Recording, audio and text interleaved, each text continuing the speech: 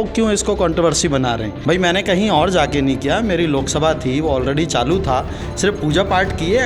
गुना सांसद केपी यादव और केंद्रीय मंत्री ज्योतिरादित्य सिंधिया के बीच अंतर कलह बढ़ता जा रहा है। दोनों के ही बीच गुना लोकसभा क्षेत्र के विकास कार्यों की श्रेय लेने की होड़ लगी रहती है। लेकिन इस बार गुना में पासपोर्ट दफ्तर के शुभारंभ को लेकर सियासी घमासान मचा हुआ है, क्योंकि गुना सांसद केपी यादव ने गुना में बने पासपोर्ट दफ्तर का केंद्रीय मंत्री ज्योतिरादित्य सिंधिया के बिना ही उद्घाटन कर दिया। खास बात यह है कि इस उद्घाटन की पूरी प्रक्रिया को छुट्टी वाले दिन अंजाम दिया गया। इसके बाद मचे सियासी बवाल के बीच सिंधिया के कट्टर समर्थक पूर्व मंत्री महेंद्र सिंह सिसोदिया के गुना सांसद की अक्लमंदी पर सवाल खड़े किए हैं। तो वहीं गुना सांसद केपी यादव का बयान भी सामने आया है। उन्होंने उद्घाटन को लेकर सफाई दी है और कहा है कि मैंने तो सिर्फ पूजा पाठ किया है, चालू तो वो पहले से ही था। दरअसल ये पूरा सियासी घमासान गुना जिले के कर्नलगंज पोस्ट ऑफिस में पासपोर्ट सेवा केंद्र की शुरुआत को लेकर रहा है, जिसकी शुरुआत 23 नवंबर 2023 को हुई थी।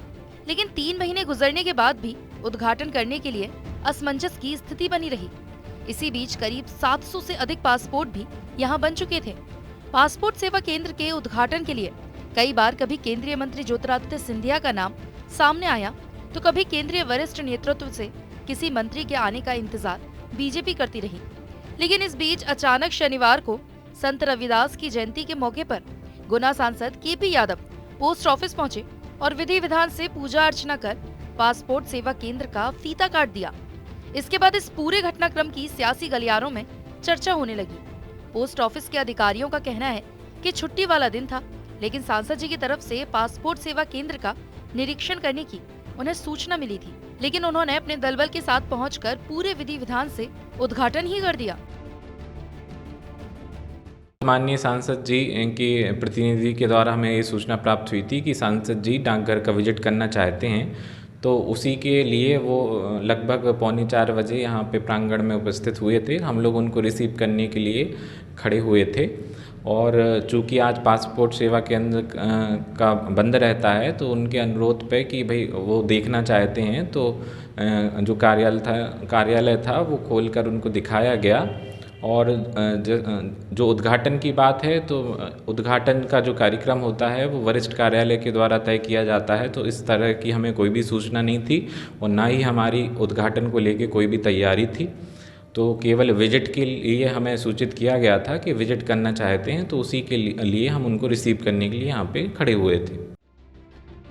गुना में केंद्रीय मंत्री ज्योतिरादित्य सिंधिया के बिना पासपोर्ट सुविधा केंद्र के उद्घाटन की खबरें जैसे ही बाहर आईं, वैसे ही उद्घाटन पर सियासी घमासान भी शुरू हो गया।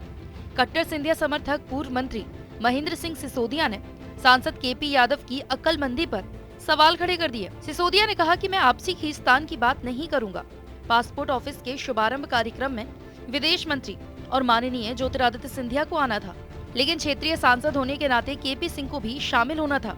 केपी यादव ने उनका अनऑफिशियली शुभारंभ कर दिया। केंद्र सरकार के दफ्तर को अनऑफिशियली इनॉग्रेट करना, ये मुझे नहीं लगता कि केपी यादव जी ने अक्लमंदी का काम किया है। देखिए, इसमें मैं आपसी खींचतान की बात नहीं करूंगा।